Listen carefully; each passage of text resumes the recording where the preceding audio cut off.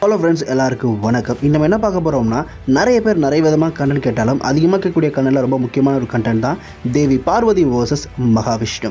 விஷ்ணு பகவானுக்கும் தேவி பார்வதிக்கும் பேட்டில் நடந்தால் யார் வின் பண்ணுவான்னு சொல்லி நிறைய பேர் கேட்டே இருந்தீங்க. ஸோ அந்த வீடியோ மேக் பண்ணலாம் சொல்லி நான் நினச்சிட்டே இருந்தேன். பட் அன்ஃபார்ச்சுனேட்லி அந்த வீடியோ மேக் பண்ணுறதுக்கு நிறைய ரிஸ்க்காக இருந்துச்சு. அண்ட் அது மட்டும் இல்லாமல் அவங்க ரெண்டு பேரும் தனித்தனியாகவே வந்து நிறைய பேச வேண்டியது இருக்குது. பார்வதியை பற்றி, விஷ்ணு பகவான் பற்றி தனியாக நிறைய பேச வேண்டியது இருக்குது. இவங்க ரெண்டு பேருமே டோட்டல் சுப்ரீம்ன்றதுனால தனித்தனியாக இவங்களை பற்றி பேசினா தான் கரெக்டாக இருக்கும். பட் நீங்கள் வேர்சஸ் கேட்டதால் வந்து பார்த்தீங்கன்னா என்னால் முடிஞ்ச அளவுக்கு எவ்வளோ ஷார்ட்டாக பேச முடியுமோ அந்தளவுக்கு இந்த ஷார்ட்டாக இந்த வீடியோ மேக் பண்ணியிருக்கேன். அதாவது டோட்டலாக இதான்ப்பா இவங்களோட பவர்ஸ் அப்படின்ற மாதிரி ஷார்ட்டாக முடிஞ்ச அளவுக்கு நான் பேசியிருக்கேன். சரி, ஓகே, வாங்க நம்ம வீடியோக்குள்ளே போகலாம்.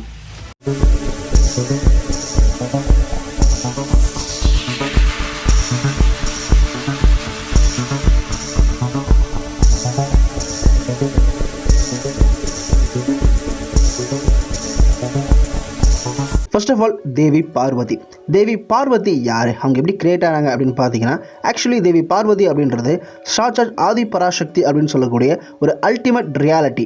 அந்த அல்டிமேட் ரியாலிட்டி சொல்லக்கூடிய ஒரு காஸ்மிக் பீயிங். அது எல்லாத்துக்கும் அப்பாற்பட்ட டோட்டல் சுப்ரீம் சொல்லலாம். அது ஆக்சுவலி ஒரு பொண்ணு கிடையாது, அது வந்து எல்லாத்துக்கும் அப்பாற்பட்ட அல்டிமேட் ரியாலிட்டி. ஸோ அது வந்து பார்த்தீங்கன்னா தக்ஷனுக்கு ஃபஸ்ட்டு சதிதேவியாக பிறக்குது. அதுக்கப்புறம் சதிதேவி வந்து பார்த்தீங்கன்னா சிவபெருமான், சிவம் சொல்லக்கூடிய அந்த சுப்ரீம் பவர் வந்து பார்த்தீங்கன்னா ருத்ரனா மணக்கிறாரு. அதுக்கப்புறம் தக்ஷினி ஆணவத்துக்கு காரணமாக வந்து பார்த்தீங்கன்னா சதிதேவி வந்து பார்த்தீங்கன்னா அந்த ஃபார்மை இழந்துட்டு இந்த ஃபார்மை டிஸ்ட்ராய் பண்ணிடுறாங்க. அதுக்கப்புறம் பர்வதராஜன், மலைகளுடைய கடவுளான பர்வதராஜனுக்கு பார்வதியாக பிறக்கிறாங்க. சதிதேவி ஃபார்மில் வந்து பார்த்தீங்கன்னா அவங்க பரபிரமத்தை லாக் பண்ணி வச்சிருப்பாங்க. பட் பார்வதி ஃபார்மில் வந்து பார்த்தீங்கன்னா பார்வதியை பிறந்தவொடனே அவங்க தன்னோட பரபிரமத்தை அன்லாக் பண்ணியிருப்பாங்க. அதுக்கப்புறம் சங்கரனை திருமணம் பண்ணியிருப்பாங்க. அதாவது ருத்ரனா வந்து பார்த்தீங்கன்னா தாக்ஷாணியை மணக்கிறதுக்காக சதிதேவி மணக்கிறதுக்காக ருத்ரனா ஈஸ்வரன் வருவார். இங்கே பார்வதியாக தாக்ஷாணி வந்திருப்பாங்க. அந்த தாக்ஷாணியை மணக்கிறதுக்காக சங்கரன் ஃபார்மில் வருவார். ஸோ சங்கரனை வந்து பார்த்தீங்கன்னா நம்ம பார்வதி மேரேஜ் பண்ணதுக்கப்புறம் தான் தான் ஆதி பராசக்தி அப்படின்றத நிரூபிச்சிருப்பாங்க. அதேமாதிரி சங்கர் தான் தான் ஆதி சிவம், சதாசிவம் அப்படின்றத நிரூபிச்சிருப்பாரு. சரி, ஓகே, இப்போ நம்ம தேவி பார்வதி பவர்ஸை பற்றி பார்க்கும். நீங்கள் சினிமாவில் பார்க்குற மாதிரி அவங்க பவர்ஸ் இருக்காது. சினிமாவில் வந்து பார்த்தீங்கன்னா அவங்க ரொம்ப இன்னசென்ட்டாக காமிப்பாங்க, ஒரு அப்பாவி ஒரு பெண் மாதிரி காமிப்பாங்க, சாதாரண பெண் மாதிரி தோற்றதான் காமிப்பாங்க. பட் ஆக்சுவலி அப்படி இருக்க மாட்டாங்க. அவங்க ஒரு சுப்ரீம்ன்றதுனால அவங்க தோற்றமே மனிதனுக்கு அப்பாற்பட்டு இருக்கும். அண்ட் ஆக்சுவலி நிறைய இடங்களில் வந்து பார்த்தீங்கன்னா பழைய சோர்ஸ் எல்லாம் அவங்களுக்கு 6 கைகள் இருக்கும்னு சொல்லப்பட்டிருக்கு. நீங்கள் டிவிஸ் எல்லாம் வந்து பார்த்தீங்கன்னா ஒரு சாதாரண பெண் மாதிரி 2 கைகள் தான் காமிச்சிருப்பாங்க. 6 கைகள் அப்படின்னும் சில இடங்களில் அவங்களுக்கு 3 மார்பங்கள் இருக்கும் அப்படின்ற மாதிரிலாம் காமிக்கப்பட்டது சொல்லப்படுது. அதை பற்றி நம்ம தனியாக தேவி பார்வதி தனியாக ஒரு ஸ்பெஷல் வீடியோ போடுவோம் இல்லையா, அதில் எக்ஸ்பிளைன் பண்ணுறேன். இப்போ நம்ம இவங்க பவர்ஸ் பற்றி போவோம். ஃபஸ்ட்டு நம்ம பார்க்க போகிறது ட்ரூ ஆம்னிசெயன்ட். இந்த ஆம்னிசெயன்ட்னா என்ன? ட்ரூ ஆம்னிசெயன்ட் அப்படின்றது கம்ப்ளீட்டாக ஒரு முழுமையான ஆம்னிசெயன்ட். ஆம்னிசெயன்ட்னா என்ன அப்படின்னா, இவங்களுக்கு இல்லாத அறிவே கிடையாது. அதாவது இவங்களுக்கு தெரியாத ஒரு விஷயம் ஒன்றுமே இல்லை, எல்லாமே இவங்களுக்கு தெரியும். எல்லாமே இந்த பிரபஞ்சம் மட்டும் கிடையாது, இந்த பிரபஞ்சத்தை தாண்டி இந்த பிரபஞ்சத்துக்கும் அப்பாற்பட்ட விஷயங்கள் எல்லாமே உங்களுக்கு தெரியும். உங்களுக்கு ஷார்ட்டாக சொல்லணும் அப்படின்னா, இந்த பூமியில் எவ்வளோ மரங்கள் இருக்கும், எவ்வளோ மண் துகள்கள் இருக்கும், எவ்வளோ மனிதர்கள் இருப்பாங்க, அந்த ஒவ்வொரு மனிதன் உடம்பிலும் எவ்வளோ ரோமங்கள் இருக்கும், எவ்வளோ மரச்செடி கொடிகள் இருக்கும், எவ்வளோ கிளைகள் இருக்கும், எவ்வளோ இலைகள் இருக்கும், எவ்வளோ பறவைகள் இருக்கும், எவ்வளோ அனிமல்ஸ் இருக்கும், எவ்வளோ பூச்சிகள் இருக்கும், இது எல்லாமே அவங்களுக்கு தெரியும். உங்கள் மனசில் என்ன நினைக்கிறீங்கன்றதும் தெரியும். என்ன மொழியில் பேசினாலும் அவங்களுக்கு புரியும். எந்த மொழியாக இருக்கட்டும் அது அவங்களுக்கு புரியும். இன்க்ளூடிங் நீங்களே ஒரு புதுசாக ஒரு மொழியை உருவாக்குறீங்கன்னு வச்சுக்கோமே. நீங்களே வந்து யாருக்கும் தெரியாது, நீங்களே ஒரு புதுசாக ஒரு மொழியை உருவாக்குறீங்க உங்கள் ஃப்ரெண்ட்ஸுக்குள்ளே. பட் அந்த மொழியை அவங்களுக்கு தெரியுங்க. ஸோ இதுதான் வந்து பார்த்தீங்கன்னா ஆம்னிசெயன்ட். அதுவும் இவங்க முழுமையான ட்ரூ ஆம்னிசெயன்ட். எல்லா அறிவும் இருக்கும். இந்த ஒட்டுமொத்த பிரபஞ்சத்தில் இருக்கிற எல்லா விதிமுறைகளும் அவங்களுக்கு தெரியும். அண்ட் எல்லா அறிவாற்று எல்லாமே தெரியும். கம்ப்ளீட்டாக ஆல் நோவிங் அப்படின்னு சொல்லலாம். Next, omni presence. True omni presence அதாவது இவங்க எல்லா இடத்துலையும் இருப்பாங்க. நீங்கள் எங்கே கும்பிட்டாலும் அவங்களுக்கு அது கேட்கும். நீங்கள் வந்து உங்கள் வீட்டிலே தனியாக உங்கள் மனசுக்குள்ளே கும்பிட்டாலும் உங்களுக்கு கேட்கும். நீங்கள் வேறு ஏதாவது கோயிலுக்குள்ளே கும்பிட்டாலும் கேட்கும். சிலையை பார்த்து கும்பிட்டாலும் கேட்கும். உங்கள் மனசை பார்த்து கும்பிட்டாலும் கேட்கும். இல்லை இதை சுற்றி எதுவுமே கிடையாதுங்க, எல்லாமே நத்திங்னஸ்ஸாக இருக்குது, எதுவுமே கிடையாதுன்னு சொன்னீங்கன்னா அந்த இடத்துலையும் உங்களால் அவங்ககிட்ட பேச முடியும். அதாவது நீங்கள் கும்பிடுறது அவங்களுக்கு தெரியும். அவங்க எல்லா இடத்துலையும் நிறைஞ்சிருப்பாங்க. அதாவது அவங்க இல்லாத இடம்னு ஒன்று கிடையாது. நத்திங்னஸ்ன்னு டெக்னிக்கலாக இந்த யூனிவர்ஸில் ஒன்று கிடையவே கிடையாது. பிகாஸ் அவங்க எல்லா இடத்துலையும் இருக்காங்க. அவங்க ஆம்னி ப்ரெசன்ஸ். தூணிலும் இருப்பான் துரும்பில் இருப்பான்னு சொல்லுவோம் இல்லையா, அதுதான் ஆம்னி ப்ரெசன்ஸ். அதுவும் இவங்க முழுமையான ஒரு ஆம்னி ப்ரெசன்ஸ், உண்மையான ஆம்னி ப்ரெசன்ஸாக இருக்காங்க. அதுக்கப்புறம் ட்ரூ ஆம்னிபொட்டன்ட் அப்படின்னா ஆல் பவர்ஸுங்க. இவங்ககிட்ட எல்லா பவர்ஸும் இருக்கும். எல்லா பவர்ஸ்னால் எல்லாமே இன்ஃபினிட்டி ஆஃப் பவர்ஸ் இருக்குங்க. இன்ஃபினிட்டி, எல்லையே இல்லாமல் இவங்களுக்கு சக்திகள் இருக்கும். எல்லாத்தையுமே மேனிபுலேட் பண்ணுவாங்க, எல்லாத்தையுமே கண்ட்ரோல் பண்ணுவாங்க, எல்லாத்தையுமே அழிப்பாங்க. டைமையே டிஸ்ட்ராய் பண்ணுவாங்க, ரியாலிட்டியை டிஸ்ட்ராய் பண்ணுவாங்க, எல்லா ரியாலிட்டியுமே டிஸ்ட்ராய் பண்ண முடியும், எல்லா ரியாலிட்டி கிரியேட் பண்ண முடியும், எல்லா டைமென்ஷனுமே மேனிபுலேட் பண்ண முடியும், எல்லா டைமென்ஷனுமே கிரியேட் பண்ண முடியும். டைமென்ஷன் மீன்ஸ் பரிணாமம். அதாவது நம்ம தேர்ட் டைமென்ஷன், ஃபோர்த் டைமென்ஷன் சொல்கிறோம் இல்லையா, அந்த மாதிரி எல்லா டைமென்ஷன். ஆக்சுவலாக நமக்கு எவ்வளோ டைமென்ஷன் நமக்கு தெரியாது, பட் அவங்களுக்கு தெரியும். ஸோ இவங்கள்ட்ட இன்ஃபினிட்டி ஆஃப் பவர்ஸ் இருக்குது. ஒரு யூனிவர்ஸ் மட்டும் இல்லை, எண்ணற்ற யூனிவர்ஸ், மல்டிவர்ஸையே இவங்களை கிரியேட் பண்ண முடியும். இப்போ நான் ஆம்னிபொட்டன்ட் சொன்னேன் இல்லையா, பட் இவங்களும் ஆம்னிபொட்டன்ட் தான், பிரம்மாவும் ஆம்னிபொட்டன்ட் தான். பட் இவங்க ரெண்டு பேரும் ஒரே லெவல் கிடையாது. இவங்க ஒரு ட்ரூ ஆம்னிபொட்டன்ட் அப்படின்னு சொல்லலாம். பட் பிரம்மனோட ஆம்னிபொட்டன்ட் வேறு மாதிரி இருக்கும். அதாவது பிரம்மனோட ஆம்னிபொட்டன்ட் அப்படின்றது யூனிவர்ஸுக்குள்ளே மட்டும்தான். இந்த யூனிவர்ஸுக்குள்ளே மட்டும்தான் பிரம்மனோட ஆம்னிபொட்டன்ட் ஒர்க் ஆகும். யூனிவர்ஸுக்கு அப்பாற்பட்டு பிரம்மாவால் பண்ண முடியாது. அதாவது ஷார்ட்டாக சொல்லலாம், இந்த பிரபஞ்சத்துக்குள்ளே பிரம்மனால் எல்லாம் வேணாலும் பண்ண முடியும், பிரபஞ்சத்துக்கு அப்பாற்பட்டு பிரம்மதேவனால் ஒன்றும் பண்ண முடியாது. பட் தேவி ஆதிசக்தியான பார்வதி கிட்ட அப்படி கிடையாது. இவங்க வந்து பார்த்தீங்கன்னா இந்த யூனிவர்ஸ் மட்டும் கிடையாது, கோடிக்கணக்கான பேரண்டங்களை வந்து பார்த்தீங்கன்னா கண்ட்ரோல் பண்ணுவாங்க. கோடிக்கணக்கான பேரண்டங்களுக்கு மதராக இருக்காங்க. அதுக்கப்புறம் autopotence, omnifarious, omni lock and omni arc. இவங்க ஆம்னி ஆர்க்குன்னு சொல்லப்பட்டது. ஆம்னி ஆர்க் அப்படின்னா டோட்டலாக எல்லாமேங்க, எல்லாத்துக்கும் அப்பாற்பட்டு ஆம்னிவர்ஸ், அதாவது இன்ஃபினிட்டி ஆஃப் மல்டிவர்ஸை வந்து பார்த்தீங்கன்னா இவங்க கிரியேட் அண்ட் டிஸ்ட்ரக்ஷன் பண்ண முடியும். அண்ட் கம்ப்ளீட்டாக இவங்க ஆதி பராசக்தி, தன்னோட ட்ரூ ஃபார்மான ஆதி பராசக்தி ஃபார்மில் வந்து பார்த்தீங்கன்னா பவுண்ட்லெஸ்ஸாக இருப்பாங்க. எல்லாத்துக்கும் அப்பாற்பட்டு, எல்லா எட்டுறதுக்கும் அப்பாற்பட்டு இருப்பாங்க. அந்த டைமில் இவங்க முழுமையான ஒரு பரபிரம்மம் அப்படின்னே சொல்ல முடியும். ஸோ பேசிக்காக இவங்களால எல்லாமே பண்ண முடியும். இவங்களுக்கு எல்லா பவர்ஸ் இருக்குது, நிறைய அவதாரங்கள் இருக்கும். உங்களுக்கு தெரியும், ஒவ்வொரு அவதாரமும் ஒவ்வொரு பர்பஸாக இருக்கும். தன்னை மாதிரி எக்கச்சக்கமாக எங்களை டூப்ளிகேட் பண்ண முடியும். எக்கச்சக்கமாக டூப்ளிகேட் பண்ணுறாங்க இல்லையா, அந்த ஒவ்வொன்றுக்குமே பார்த்தா இவங்களுக்கு ஈக்குவல் லெவலில் பவர்ஸ் இருக்கும். ஆக்சுவலி வந்து பார்த்தீங்கன்னா எல்லாருக்குமே இன்ஃபினிட்டி பவர்ஸ் தான். இப்போ ஆதிசக்தி பார்வதி இருக்காங்கன்னா இவங்கள மாதிரி இன்னொரு பார்வதி ஆல்ஸ், அது வேற ஒரு ஃபார்ம், வேற ஒரு பேர் வச்சிருக்கலாம். ஸோ இந்த மாதிரி பேசிக்காக இவங்களை எல்லாமே பண்ண முடியும். பட் புராணங்களை வந்து பார்த்தீங்கன்னா நிறைய புராணங்களை வெவ்வேறு விதமாக சொல்லியிருப்பாங்க. சில புராணங்களை இவங்களை ரொம்ப ஓவராக சொல்லியிருப்பாங்க. சில வெர்ஷனில் வந்து பார்த்தீங்கன்னா இவங்களை பற்றி அவ்வளோவா பெருசாக சொல்லப்பட்டிருக்காது. ஆக்சுவலி புராணம் நிறைய ரீரைட்டிங் இருக்கும். அது மட்டும் இல்லாமல் பேசிக்காக ஒரு கடவுள் ஸ்டோரி அப்படின்னா அந்த கடவுளை உயர்த்தி எழுதியிருப்பாங்க, இன்னொரு கடவுளை தாழ்த்தி எழுதுவாங்க. இது பேசிக்கான கருத்து தான். பட் ஓவராலாக எல்லாத்தையும் நம்ம மெசேஜ் பண்ணி பார்க்கும்போது இவங்களால எல்லாமே பண்ண முடியும், அது மட்டும் confirm. So next Mahavishnu. Vishnu பகவானை பற்றி என்னங்க சொல்கிறது? பிகாஸ் அந்த விஷ்ணு அப்படின்ற நேம் இருக்கு இல்லையா, அந்த விஷ்ணு என்ற பேருக்கான மீனிங்கே வந்து பார்த்தீங்கன்னா ஆம்னி ப்ரெசன்ஸ் அப்படின்னு சொல்கிறாங்க. இப்போ தான் நம்ம பார்த்தோம் ஆம்னி ப்ரெசன்ஸ்னால் என்ன அப்படின்னு சொல்லிட்டு, தூணிலுமே இருப்பான் துரும்பிலும் இருப்பான்னு சொல்லுவோம் இல்லையா, அதுதான் விஷ்ணு. அதாவது எல்லா இடத்துலையும் இருப்பவன், அவன் தான் விஷ்ணு. இவரை புராண புருஷன் அப்படின்னு கூட சொல்லுவாங்க. எல்லா புராணங்களையுமே வந்து பார்த்தீங்கன்னா அதிகமாக பேசக்கூடிய ஒரு கடவுள் அப்படின்னா அது மகாவிஷ்ணு தான். நீங்கள் தேவி பார்வதி இருக்கட்டும், இல்லை சிவபெருமான், மற்ற கடவுளாக இருக்கட்டும், பிரம்மதேவன், மற்ற கடவுள்களை விட இவருக்கு வந்து பார்த்தீங்கன்னா புராணங்கள் அதிகமாக இருக்குது. அதாவது அதிக புராணங்களில் அதிகமாக இவரை போற்றி புகழ்ந்துருக்காங்க. பிகாஸ் இவர் தான் காக்கும் கடவுளாக இருக்கிறதுனால மற்ற கடவுளோட விட இவருக்கு தான் ஒர்க் அதிகமாக இருக்குது. மகாவிஷ்ணு பரபிரமத்தின் முழுமையான வடிவமாகவும் இருக்கார். அண்ட் இவருக்கு கிரியேஷன் டிஸ்ட்ரக்ஷன் தாண்டி இவரால் எல்லாமே பண்ண முடியும். ஏற்கனவே சொன்ன மாதிரி நம்ம பார்வதி சொன்னோம் இல்லையா, true omnipotent, true omniscient, true omnipresent, omni lock, omni arc, அதுக்கப்புறம் வந்து பார்த்தீங்கன்னா ஆம்னிஃபேரியஸ். இது எல்லாமே நம்ம மகாவிஷ்ணு கிட்டே இருக்குங்க. இவரால் பண்ண முடியாது ஒன்றுமே கிடையாது, இவரால் எல்லாமே பண்ண முடியும். அண்ட் நிறைய புராணங்களை பற்றி நிறைய சோர்ஸில் வந்து பார்த்தீங்கன்னா மகாவிஷ்ணு தன்னுடைய மூச்சு காற்று மூலியமாக மட்டுமே மல்டிவர்ஸை கிரியேட் பண்ணுறாரு. தன்னோட மூச்சு காட்டுற மூலியமாக யோசிச்சு பாருங்க. பேசிக்காக ஒரு கடவுள் அப்படின்னா என்னங்க சொல்லுவோம்? கடவுள்னாலே உலகத்தை படைக்கிறவங்க, பிரபஞ்சத்தையே படைக்கிறவங்க. நீங்கள் எந்த ரிலிஜன் போனாலும் சரி, இல்லை எந்த கடவுளுடைய கோட்பாட்டை கேட்டாலும் சரி, பேசிக்காக கடவுளுடைய மிகப்பெரிய ஃபீட்ஸ் வந்து பார்த்தீங்கன்னா கிரியேஷன் தாங்க, படைப்பு தான் சொல்லப்போனால் இந்த முழு பிரபஞ்சத்தை படைச்சதுனால தான் அவங்க நம்ம கடவுளாகவே ஏற்றிருக்கோம். கடவுள் அப்படின்னாலே படைப்பாளி, நம்ம எல்லாரையும் படைச்சவங்க அப்படின்ற ஒரு பேசிக் கான்செப்ட் தான். அப்போ அந்த கிரியேஷன் சொல்கிறோம் இல்லையா, அந்த கிரியேஷன்றதே அசால்ட்டாக ஒரு மூச்சு விடுறது சமமாக கிரியேட் பண்ணுவாருங்க. அதாவது ஒரு மனுஷன் மூச்சு விடுறது எவ்வளோ ஈஸியான விஷயமோ அந்த மாதிரி கிரியேஷனே வந்து ரொம்ப ஈஸியாக பண்ணுவார். லட்சக்கணக்கான பிரபஞ்சத்தை வந்து பார்த்து தன்னோட மூச்சு காட்டில் கிரியேட் பண்ணுவார் ஆதி நாராயணனாக இருந்து. ஸோ மகாவிஷ்ணு அங்கே ஆதி நாராயணனாக இருந்து லட்சக்கணக்கான பிரபஞ்சத்தை படைச்சிக்கிட்டு இருப்பார். அண்ட் அப்சல்யூட் இம்மோர்டலாட்டி, இவர் ட்ரூ இம்மோர்டலுங்க. இவருக்கு சாவே கிடையாது, இவருக்கு தெரியாதது ஒன்றும் கிடையாது, இவர் இல்லாத இடமும் கிடையாது. என்டையர் ஆம்னிவர்ஸ்லையுமே இவர் நிறைஞ்சிருக்காரு. அண்ட் இவர் எந்த அளவுக்கு பவர்ஃபுல் அப்படின்னு இன்னும் சொல்லணும் அப்படின்னா, இவர் தான் ஆக்சுவலி பிரம்மதேவனே கிரியேட் பண்ணது. நிறைய புராணங்கள், நிறைய டெக்ஸ்ட்டில் வந்து ஈவன் சிவபுராணத்திலுமே வந்து பார்த்தீங்கன்னா நம்ம விஷ்ணு பகவான் கிட்ட இருந்தால் பிரம்மா வந்தார் மென்ஷன் பண்ணியிருப்பாங்க. ஸோ பேசிக்காக வந்து பார்த்தீங்கன்னா மகாவிஷ்ணு கிட்டே இருந்து ஒரு ஒளி உருவாகுது. அந்த ஒளி பல கோடி வருடங்களாக வந்து பார்த்தீங்கன்னா ஒளி ஒன்று சேர்ந்து ஒரு மிகப்பெரிய வெடிப்பு உருவாகுது ஃபஸ்ட்டு. அந்த வெடிப்பு தான் வந்து பார்த்தீங்கன்னா ஒரு ஒளியாக உருவாகி பிரம்மனாக கிரியேட் ஆகுது. ஸோ பிரம்மன் தான் இந்த முழு பிரபஞ்சத்தையே படைச்சது. முழு பிரபஞ்சத்தை படைச்ச அந்த கடவுளையே படைச்சது வந்து பார்த்தீங்கன்னா இந்த நாராயணன் தான். எல்லாத்துக்கும் மேலே விஸ்வரூப ஃபார்மில் வந்து பார்த்தீங்கன்னா எல்லா கடவுள்களும் என் கூட தாண்டா இருக்காங்க, எல்லா கடவுளுமே நான் தாண்டா அப்படின்ற மாதிரி வந்து பார்த்தீங்கன்னா ஒரு மிகப்பெரிய ஃபீட்ஸ் வச்சிருப்பாரு. அண்ட் அது மட்டும் இல்லாமல் அந்த ஃபார்ம்லாம் வந்து பார்த்தீங்கன்னா கம்ப்ளீட்டாக பவுண்ட்லெஸ்ஸாக இருப்பாருங்க அவர்.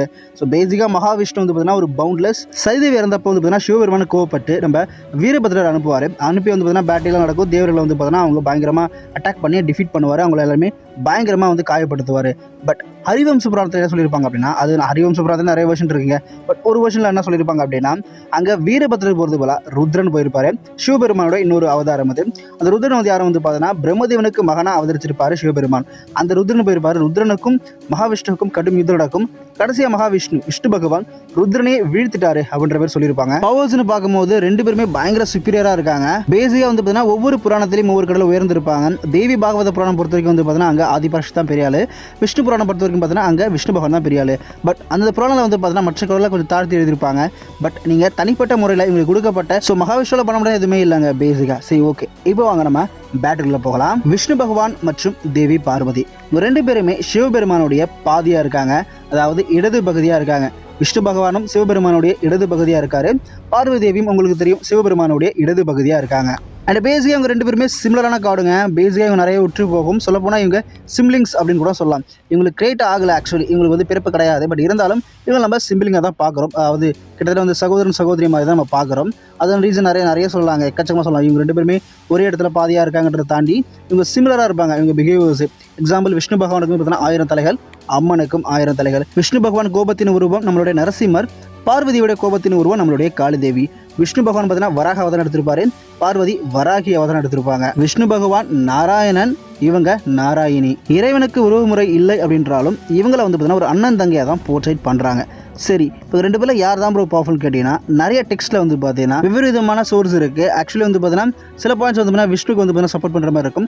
சில பாயிண்ட்ஸ் வந்து பார்த்தீங்கன்னா அம்மனுக்கு சப்போர்ட் பண்ணுற மாதிரி இருக்கும். எக்ஸாம்பிள் வந்து பார்த்தீங்கன்னா பேசிக்காக வந்து பார்த்தீங்கன்னா எல்லாருக்குமே தெரியும் விஷ்ணு பகவான் தான் வந்து புராண புருஷன் சொல்லுவாங்க.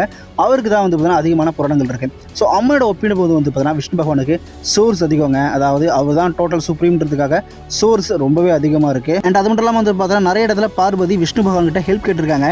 விஷ்ணு பகவான் நிறைய இடங்களில் வந்து பார்த்தீங்கன்னா பார்வதிக்கு ஹெல்ப் பண்ணியிருக்காரு.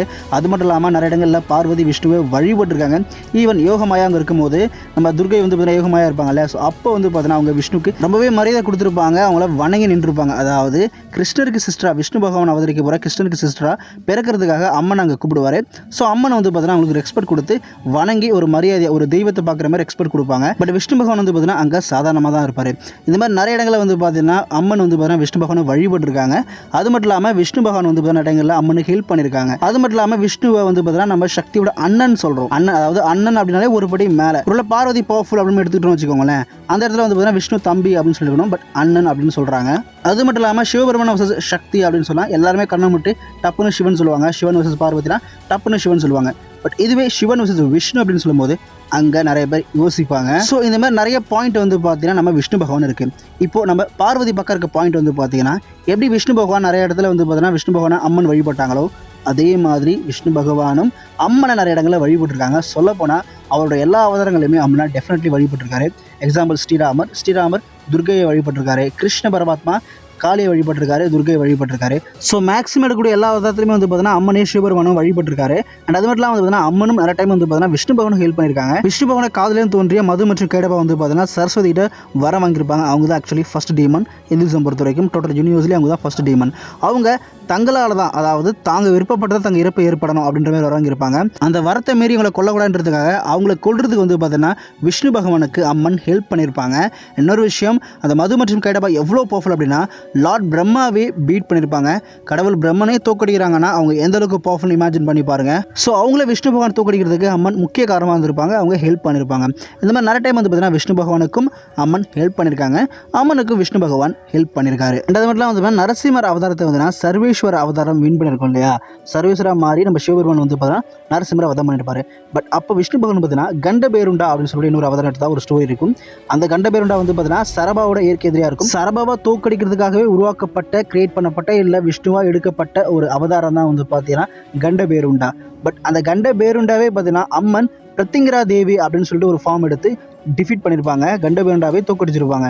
ஸோ விஷ்ணுடைய இன்னொரு பவர்ஃபுல் அவதாரத்தை வந்து பார்த்தீங்கன்னா அவங்க டிஃபீட் பண்ணியிருக்காங்க. பட் இந்த கண்டபேருண்டார்னு ஸ்டோரி இருக்கு இல்லையா, இந்த கான்செப்ட் வந்து பார்த்தீங்கன்னா நிறைய இடங்களில் முரண்பாடாக இருக்குது. இதை பற்றி நான் தனியாக எக்ஸ்பிளைன் பண்ணுறேன். இந்த கண்டபேரன்றது உண்மையிலேயே ஆக்சுவலி கண்டபேரண்ட ஒரு க்ரீச்சர் இருக்குது, அது உண்மை தான் ஹிந்துசமில்.